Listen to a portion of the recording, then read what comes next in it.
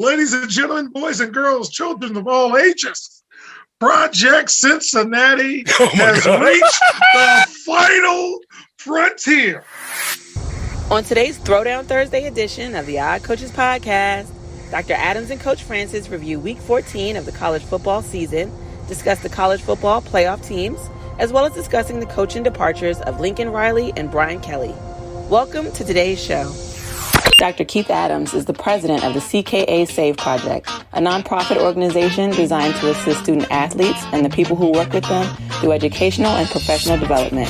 He is a career academic and athletic leader with close to 30 years of experience on the high school and college levels. He has won numerous championships and epitomizes professionalism. Coach Mike Franchise Francis is one of the most successful football and basketball coaches in the state of Maryland. He too is a career academic and athletic leader with close to 30 years of experience on the high school and college level and is self-admittedly a little rough around the edges. Both men have mentored countless student athletes, teachers, and coaches using their unique methods and approaches to leadership. Both men also share a unique and special friendship that was cultivated often through their unique perspective of life and leadership. Dr. Adams through his extensive educational background and Coach Francis through his life experiences. Can these two men share a podcast without driving each other crazy? Welcome to the Odd Coaches Podcast. Greetings and salutations and welcome to the Odd Coaches Podcast. I am your host, Dr. Keith Adams, and with me today is my tag team partner, the Tony Atlas to my wildfire Tommy Rich and early 1980s Georgia Championship Wrestling on the Superstation WTBS, the icon, the showstopper, the main event, and the reason why we are here, Coach Mike Francis. And Coach, I had to take it back to the TBS days and the Techwood Drive studio. Hey, How you doing, man? Yeah, I'm doing well. I actually met Tony Atlas at a bar one night.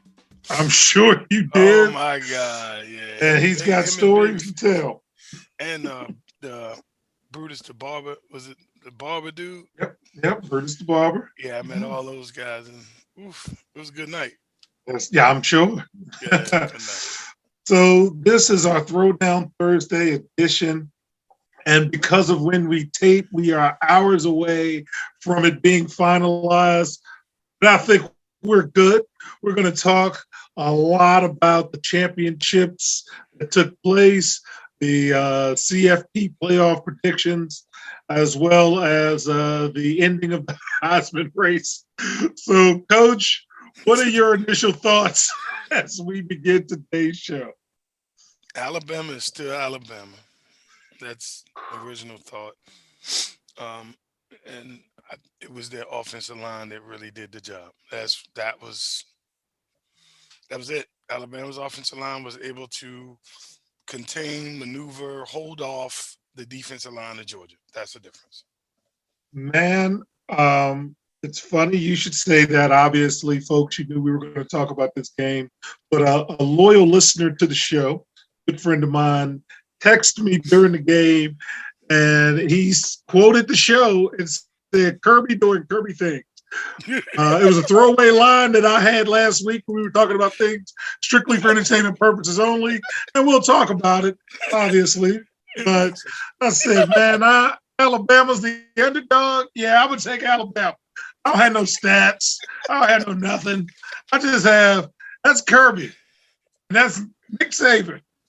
Well, Georgia lost, and Georgia lost bad. Let's get to the stats that I have. After cruising to a 12-0 record and the adulation of the Odd Coaches Podcast and sitting on top of the mountain, the Bulldogs suddenly looked like the second best team in the league after a 41-24 loss with a defense littered of NFL players. Alabama won their seventh straight game over Georgia, with 4 of those wins coming either in the SEC championship game or the national championship game. Fans, I wish I knew all of that information, but I didn't. Okay. I just said, hey, Kirby. So Nick Saban moved to 4-0 against Kirby Smart. Again, I didn't have that little nugget. I wish I did. Whose Bulldogs never had any answers for Alabama's offense. And you sent me this, racked up a total of 536 total yards against Georgia's defense. They were like, every week, man, them some grown men, them some gams, them some grown ass men. Yes, sir. Georgia's defense stocked with future first-round draft picks. And yes, considered by many, according to this article, to be one of the best in recent history. Yes, I thought so. Allowed 7 touchdowns in 44 quarters entering the game. Alabama scored 3 touchdowns in the first half, and the lead grew to 38-17. Wow, man. Any other thoughts before I start dancing the jig? Their first 6 games, they didn't give up 40 points combined. Wow. Yeah, just think about that. South Carolina, Vanderbilt, Arkansas, Auburn, Kentucky, and Florida. They did not give up. Well, they gave up exactly 40 points. In the first 6 games of the SEC, they gave up 40 points combined. And then yesterday, it just they found a way. They found a way. Alabama found a way. They had a good game plan. And a quarterback is pretty dynamic. I wasn't sold on him. Like, I was thinking he was too green for them to really make that next step as a national champ. But he proved yesterday he with it. He ready for it. So. And speaking of with it and ready for it, ladies and gentlemen, boys and girls, children of all ages, Project Cincinnati has reached the final frontier. The Bearcats stand on the precipice of the college football playoff. At the precipice. Themselves in a position to be the first group of 5 team to make the playoffs legitimately. The CFP selection committee will release their rankings just a few hours after this show taping. The resume, all right, Coach, the resume speaks for itself. Okay. 13-0, baby. Yes. The only undefeated team left standing in the country with a marquee win over Notre Dame, a high quality organization. And we'll talk about them in a little bit. Oh, that's good. Cincinnati has been ranked 4 over the past 2 weeks. And with Oklahoma State, chicken bone, with Oklahoma State losing in the Big 12 championship to Baylor, wow. I think I'm joking. Excuse me. It would be hard for the committee to justify dropping the Bearcats. I will allow you the opportunity to sing the praises of National Coach of the Year, Luke Fickell. You can say nice things about Luke now too, Coach. I'll let you have that moment. I think that it's well-deserved for Cincinnati. They put in the work. They've been at one of the top recruiting, schools of the Big 5 for the last couple of years. They've actually competed on the level of the Power 5 schools when it comes to recruiting. They did a great job. Their facilities are good. It is Cincinnati. It is Ohio. They play football. They're really serious about football in the state of Ohio. So kudos to them and what they've been able to accomplish. And finally, for this first segment, Michigan wins. So I will say, fans, that I still don't trust Jim Harbaugh, but man, do they deserve all of the kudos, all of the accolades with a 42-3 win over Iowa, who, again, I say, how can you be that slow and be that good? They look like they're in mud, man. As Hammer once said in the song, MCs look like they stuck on a rug, and he's dancing all over the place. So they win their first Big Ten title outright since 2004. Last season, they were 2-4 and got ripped all over the place. For this season, Big Jim hadn't beaten rival Ohio State and has lost pretty badly with Ohio State. Criticism of his team over the last few years has been warranted, and now they win the Big Ten title. I think they're going to be ranked pretty high. We'll talk about that in our final segment. And they have a chance to win a natty. And bless those players, man. They've been committed and locked in. What do you think about Michigan? I know you're not a fan, but man, they did it. Michigan did it. They went through. I mean, it was Iowa, but they did it. I mean, I still question if Iowa should have been there, but that's because of the split of the conference and the way Wisconsin fell apart. Wisconsin dropped the egg and gave it up pretty much. So it wasn't like Iowa won it. It was more like Wisconsin lost it. So, but Michigan beat who they were supposed to beat. It's not Michigan's fault that what happened. It's not. So they went out and they dropped the big one. They put the 42 on their head, get out of here. And it was good. So congratulations to Harbaugh. Now going forward, we really, really will see what he's doing, but we'll see what happens.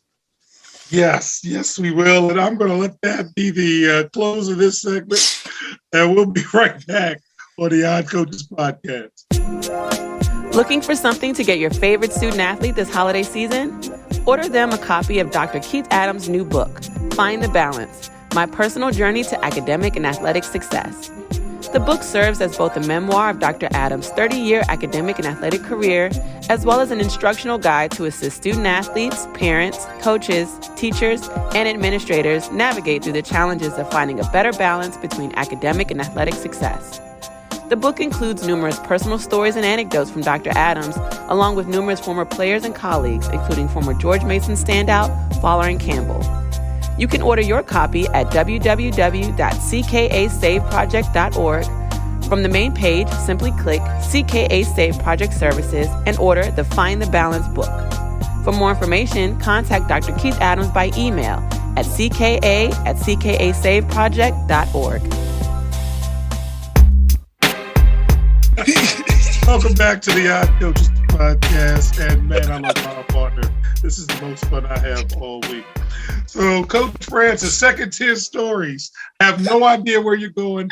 I did send you mine in advance. Right. So I'm sitting back saying, let's tag you in. What else is on your mind? Brian Kelly leaving and going to LSU. Question, do you think that can have an effect on the committee when it comes to these Final Four? So, very good question. And I actually thought about it and I did research on it. And then while I was doing all of that, I'm looking at Oklahoma State gag. So once Oklahoma State gagged, I said, well, I can stop researching all of that Notre Dame stuff because it's irrelevant. Yeah, it is. It don't make a difference because Project Cincinnati is going to be in, and there's no way that they're going to jump anymore. There's nothing to talk about. But I will get to Brian Kelly second because I wanted to spend more time on him. And again, let's talk about Lincoln Riley first. So fans of the show knows about my time-honored tradition and how you're supposed to leave a tear boy. I love the time-honored tradition. When you do business the right way, you're supposed to do business through the front door. Well, let me talk a little bit about Lincoln Riley. Coach one, Lincoln Riley is 38 years old.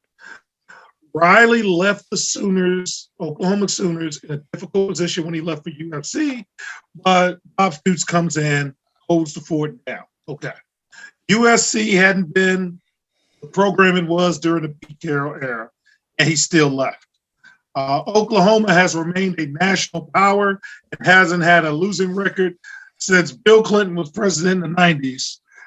He still left. An LA Times report indicated that Lincoln Riley's representation had been in talks with USC throughout the season. The Oklahoma Sooners are the biggest game in town in Oklahoma. No one cares about Oklahoma State. Sorry. No one cares about Thunder. It is all Boomer Sooners. Okay? Going to LA, you got the Lakers, you got the Clippers, you got the Rams, you got the Chargers, you got your cousins across town, UCLA. So you ain't the top brand. You can kind of blend in. Okay? And recruiting is recruiting, which is the lifeblood of any program. I say all of this to say, Coach, college coaches lie.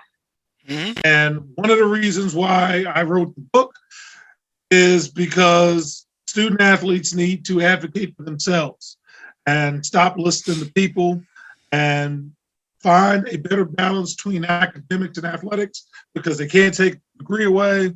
So I have said my piece on Lincoln Riley. Coach, any thoughts on the Lincoln Riley and going to UFC? I didn't say liar, right? No, you didn't.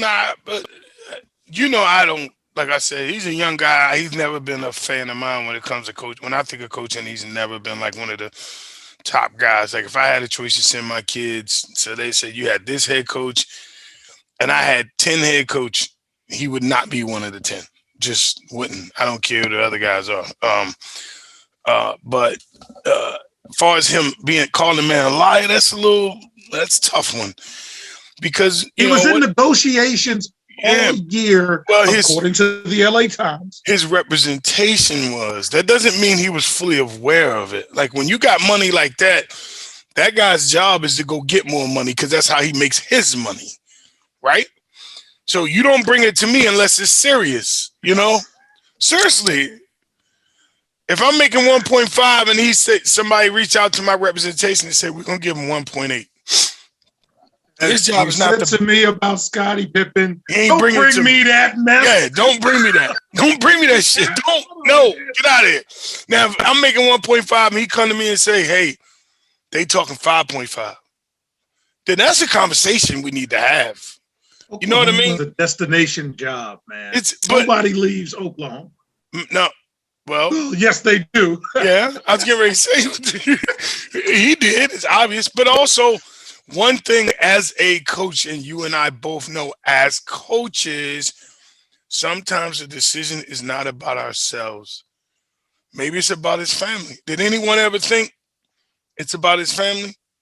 I don't think that comes in the picture a lot of times that, coaches get looked at for wanting that job, but they don't look at what the lifestyle is for the family. Like, i.e., I know it's basketball, but LeBron went to LA because his family wanted to be in LA. His son went to school at Sierra Canyon. Like, some decisions are just made for family decisions, especially when you're not like a 22-year-old dude anymore. Well, Brian Kelly is 60. And here's what Brian Kelly did. And again, this is from news reports. This is not Dr. Adams making it up off the top of his head, but this is from news reports from reputable sources. Brian Kelly was still on the road recruiting for Notre Dame right up to the moment that his decision to go to LSU made public. That left the family of the final player he visited with an amazing story. Tobias Merriweather, a four-star wide receiver in the class of 2022, was the final recruit Kelly visited before the news of his departure went public. Kelly and three assistants, coach, including the offensive coordinator, traveled to his home in Vancouver, Washington, just hours before the LSU exit came to light. Kelly and his staff arrived an hour earlier than originally planned, and Kelly stepped out at one point to take a 15-minute phone call. At no point did Kelly even hint he was considering the LSU job, and none of the Merriweathers had any ideas about the rumors. Even after Kelly took the call, he returned, stayed another 90 minutes to eat dinner with the family, never giving any indication that anything was in the works. It was only after he left the house that they knew something was up. The father said the family has not heard from Kelly since then, and the story only furthers the narrative that Kelly handled his departure incredibly poor. College coaches lie, coach. Tell me your thoughts about Brian Kelly. You got to do what you got to do up until it's time. Like recently I accepted a job in October and had to wait through November because of the season, but I didn't stop doing my job. I didn't stop calling college coaches. I didn't stop helping kids with resumes. I didn't stop helping kids with their 48H core course clearinghouse registration. Like I didn't stop none of that. Knowing I was leaving, knowing I had another job, I didn't stop. You don't, and the thing is, you still owe You still owe the program until it's finally inked and signed. You still got to go on with your normal job. Same thing happened when I came to Meade. I got offered the football job in the middle of basketball season. I still had to finish the season out and do everything and carry on. Like that's what you do. I'm not going to blame him for that, especially if that might be his dream job. That might be his dream job. Well, I've, man, as somebody who has left programs, again, with my love affair of the time honored tradition, at the conclusion of the season when I left Wooten, I met with the players and said, I will be accepting the job at Springbrook High School. I told them. Nobody else had to tell them. I told my AD I told my AD I was going to interview for it. So again, I told my principal, I'm going to interview. So again, this is me. I'm the nut. So there's no hard feelings with that kind of thing. When we're talking about this kind of money, 10 years, I think Kelly got 10 years, 95 million. Man, it's a different stratosphere. But I do have a problem with how he exited. I do have a problem with how Lincoln Riley exited because people have problems with kids leaving, and I hear over and over about transfers and this, that, and the other, and you're not going to play in the bowl game, and where's your loyalty and all of that. Applesauce, alfalfa, applesauce. I don't want to hear about it. I don't want to hear you broke. I don't want to hear none of that stuff because at the end of the day, you did what was good for you. Nobody in your pocket. But you didn't have to do it that way. You would have still got the loot. You would have still had the job. They still wanted you. But you have to do that. That's me. Please tell me I'm wrong so I can feel better because you do have a way of persuading me. In this business, you got to do things, I think, professionally the way he did it. He handled it because he didn't show disrespect. If he knew he was gone, they offered the job, he accepted it. He could have walked out of that meeting. He couldn't have went back in that room. He could have said, something came up. I'm sorry. We got to cut this short. I'll explain later, whatever it may be. But in the world of social media and the world we live, it just takes one tweet, one text, one call, one FaceTime, somebody FaceTime and show him walking out the door. Look, we supposed to be eating dinner. He walked out. Now, bam, national story. You see what I'm saying? So you gotta carry yourself that way. You have to as a coach. You gotta hold your cards close. You know what I mean? That's the way it is. And to me, I think that's what he did as a coach. And I respect him holding this, it ain't like he did the Randy Edsel and didn't catch the plane back. I was waiting for it. And as we transition out of this second segment, I want to give a shout out to Lane Kiffin with the Get the Bag Award of the week. Ole Miss coach Lane Kiffin agreed to a new contract to remain with the Ole Miss Rebels, and Kiffin's deal will average $7.5 million. So he's no Mel Tucker.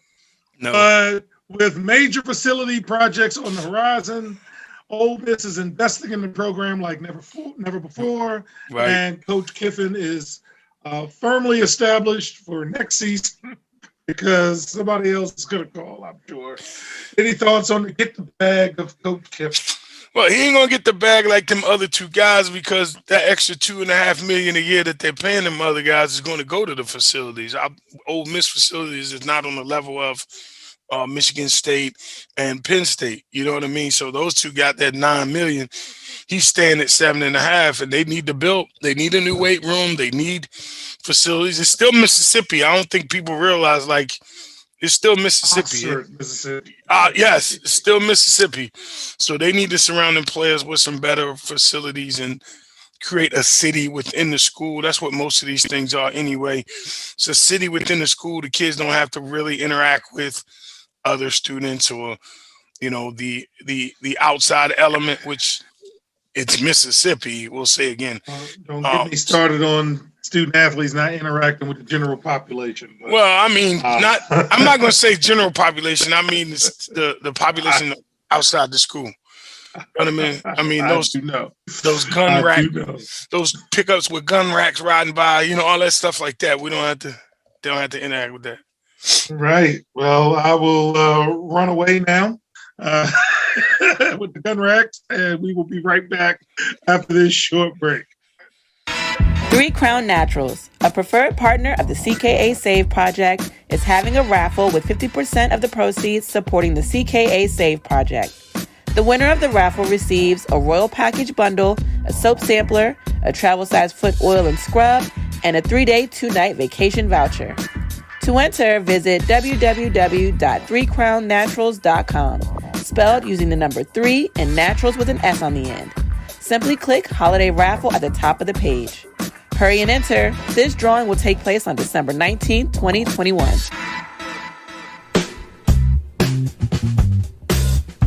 Welcome back to the Odd Coaches podcast. And for 14 weeks, we have waited for this moment. Predictions for the final CFP of the season. And there's no need for outside looking in. So I'm going to go first with the OCP top 5. I'm actually hoping to get the order correct again. We are taping before the official announcement, but I think Alabama's going to be 1. I honestly do. And although I think the committee is going to make Michigan number 2, I think Georgia's number 2. I think Michigan's 3, but again, they're going to end up playing each other anyway, so it doesn't matter. And yes, Cincinnati is 4. But hey, since it's top 5, since you helped Cincinnati, Notre Dame, you can be my 5th school. Congratulations. Coach Francis, franchise 5, what do we have going on, sir? We have Bama, definitely number 1. They beat Georgia. They did something no one else done all year. Then we'll take the other 2 can flip between Georgia and Michigan, and I think it'll be either way because number 1, they're not going to want Bama to play Georgia back to back. I believe. I mean, there's some sentiment saying that no, that's not possible. Back to back happens. I'm reading this morning. Is this thread? My brother started people going crazy about it. Like, it don't matter. They're not going to let them play back to back. All right. So Cincy will be 4. So Bama will play Cincy. Georgia and Michigan will play. Notre Dame outside looking in. I still believe that Kelly leaving hurt Notre Dame in this situation. Nobody's going to want to see a short-timed, situation where things may have changed a little bit because who knows who Kelly took with him. You never know. Well, actually, I'm getting news reports, not social media reports, that nobody's going. Okay. That's what I've been hearing. Well, and they have been broadcasting that we are locked in. So, that might be a telling tale, sir. I was going to say that might be his downfall right there because a good coach. Nobody apparently is going. And when you're a good head coach and you're loyal and people loyal, like they follow you. Like I don't care. I got assistant coach calling me now. It's like, now you're not doing football no more. You get a basketball job. Where we going? Like, that's the kind of thing, when you get a new job at a school like LSU and nobody goes with you, i.e. Notre Dame though, man. And even you said, that's where I wanted my son to go. That's a destination. i.e. Randy Edsel to Maryland. i.e. Randy Edsel to Maryland. Not one assistant came with him. Just going to say that. And we see how that ended. Okay. Next. Okay. So with that, strictly for entertainment purposes only, and I wish I was this good with the NFL. We did some championship games. I did pick Alabama over Georgia. Of course, I picked Cincinnati over Houston. And yes, at halftime, they made me a little nervous, but they went through. I picked Iowa over Michigan. No particular reason, just Harbaugh had a way of messing it up. And I did take Iowa in the point. So, hey, I'm happy for Harbaugh. Good for him. This is where I actually messed up bad. I picked Oregon over Utah because I thought Oregon would be foaming at the mouth. No, they just got punched in the mouth. Utah beat them again. I did pick Baylor over Oklahoma State. I looked at those 4 plays run, coach, that Oklahoma State did to end the game. And quite frankly, I thought it was very unimaginative. And Baylor just beat them at the line of scrimmage. And then the game you forced me to look at, Pitt versus Wake Forest for the ACC championship. Pitt won, whatever. So last week's record, 4-2, and for the season with a goal of 53%, picking straight up was 33-22, which was 61%. So I am very proud of myself, and we will figure out all the J6 bowls next week, and we'll take a look at some of the other bowls as well. One game of the week is a game I always enjoyed, and that is Army and Navy is next week. And pageantry, my dad's Army, my stepson Victor is in the Air Force. At the school I work at, we have Navy Junior ROTC. Love the service academies. Should be exciting game. Any thoughts on Army Navy? And heck, have you ever been to an Army Navy game? I have not, but it's definitely a spectacle. I want to go. That's one of my destinations, dream deal. I saw a game at Notre Dame. That was one. I saw one. I still want to see the world's largest cocktail party. I want to go to the Iron Bowl. I want to go to Orioles Yankees in New York and Orioles in Boston. I want to go to Green Monster. Like those are kind of things. I have been to the Green Monster at a clinic. I haven't go to a game, but I've been to Fenway Park because it was near the hotel I was staying at. I got one bucket list thing, Coach, that I have not done yet. I want to go to a Rumble. I want to go to a Royal Rumble live. I have done every other major WWE pay-per-view, including WrestleMania, and one day I will tell you the WrestleMania story. But I have not had the pleasure of being in the building when they go 3, 2, 1, and pause, and then whoever's coming out. I want that, but it ain't happening no time soon. Yeah. WrestleMania was cool as heck, man, and I did the whole weekend, and wonderful. AJ doesn't miss whenever, that's his thing. I don't know if he's gonna go this year, but I think he might pass that one up. I think he might. He might let it slide. Well, in terms of the OCP Heisman Watch, we have eliminated a lot of people, and we are formally down, air quote, to 3 candidates. Bryce Young from Alabama, winner. Desmond Ritter from Cincinnati. He should be in New York and get a nice meal and enjoy the pomp and circumstance. Maybe see a show, whatever, because he is the quarterback of an undefeated team. And Kenny Pickett from Pitt. They are ACC champions. He set a lot of records. You called it from day one, and that's actually legitimate. So, hey, come on up to New York. Here's a free trip for you. Here's 2 for 1 at the Dunkin', and Bryce Young will be your Heisman winner. Sorry about that, Coach. Who are you thinking about finally for the Heisman? Bryce Young won it last night. Young won the Heisman last night. Yes. Yeah, he put himself way over everyone. They beat Georgia. Best defense. Stats were unbelievable. He made plays. They forced him to run, and he ran, and it hurt him. So I think Bryce Young wins it. Well, I think that is a good time to end this episode of the Odd Coaches Podcast. So on behalf of my tag team partner, Coach Mike Francis, I am Dr. Keith Adams saying thank you for listening and or watching the Odd Coaches Podcast, and we will see you on the sidelines. Till next time, take care. We hope you enjoyed today's show. The Odd Coaches Podcast drops new episodes every Tuesday, Wednesday, and Thursday. Make sure you subscribe to the Odd Coaches Podcast on Spotify, Podbean, and YouTube so you don't miss an episode. Follow the Odd Coaches Podcast on Twitter and Instagram at CoachesOdd. Follow Dr. Adams on Twitter and Instagram at CKA Save Project. In addition, follow Coach Mike Francis on Twitter and Instagram at Coach Franchise, spelled Coach FRANCHIZE. For more information about the CKA Save Project, please visit them on the web at www.ckasaveproject.org. See you next time on the Odd Coaches Podcast.